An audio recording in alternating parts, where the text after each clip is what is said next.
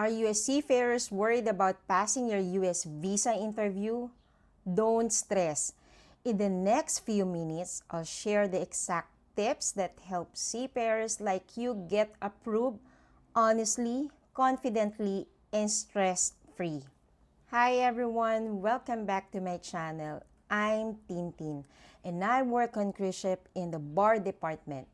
Today, I want to share step-by-step tips for seafarers applying for a US C1D visa, the visa for joining your ship, or transiting through the US. If you've been nervous about your interview, this video is for you. Honestly, preparation and confidence are the keys, and I'll show you exactly how to do it. As a seafarer, your purpose is simple. You are going to join your ship. Example, officer, what is the purpose of your travel? I am a seafarer and I will join my vessel in the United States. Keep it short, clear, and truthful. Avoid unnecessary details.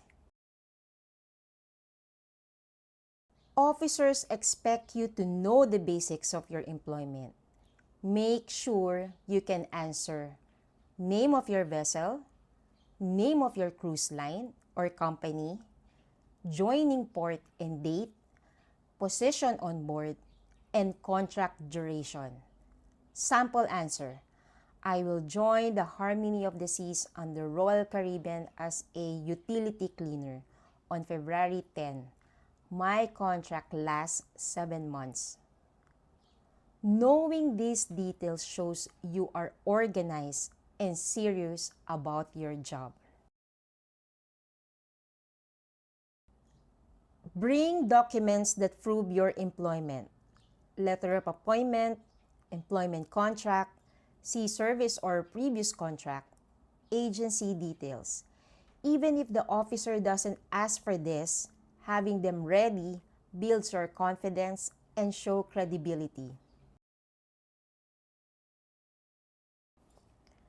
C1D interviews are usually short, often 2 to 5 minutes.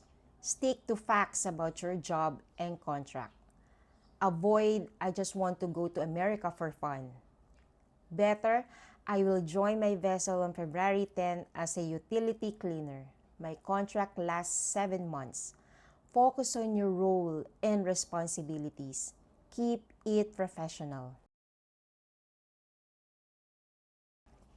Here are the questions you should prepare for. 1. What ship will you join? 2. What is your position? 3. When is your joining date? 4. How long is your contract? 5. Who is your agency? 6. Have you worked on board before? And 7. Do you have relatives in the US? Tip: practice aloud. Don't memorize word for word. Just know the facts. Be calm and confident. Even as a seafarer, officers want proof you will return home after your contract. You can mention family responsibilities, property or business, long-term job commitments, and personal plans or future contract. Example, I have a family and a home in the Philippines. I also have another contract coming after this, so I will return.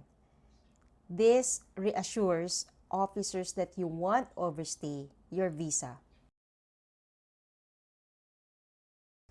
Your appearance matters. First impression count. Dress neat and clean. Keep hair tidy. Avoid flashy accessories. Stand straight. Maintain eye contact. And speak clearly and politely. Confidence plus professionalism, higher chance of approval. Even if not asked, bring your passport, DS-160 confirmation, appointment letter, contract or letter of employment, seaman's book, and documents from your agency. Being prepared reduces stress and shows you are serious about your job. Remember, seafarers applying for a C1D visa have a clear advantage because your purpose is straightforward, joining your ship. Always tell the truth, especially about your family, relatives, and employment. Know your vessel, your contract, and your joining date. Stay confident, calm, and professional. If you do these things, you will walk into your U.S. visa interview ready and confident, increasing your chance of approval. Thank you for watching. If you found this helpful, like, share, and subscribe for more seafarer tips and guides. Safe travels and God bless all seafarers preparing for your next contract.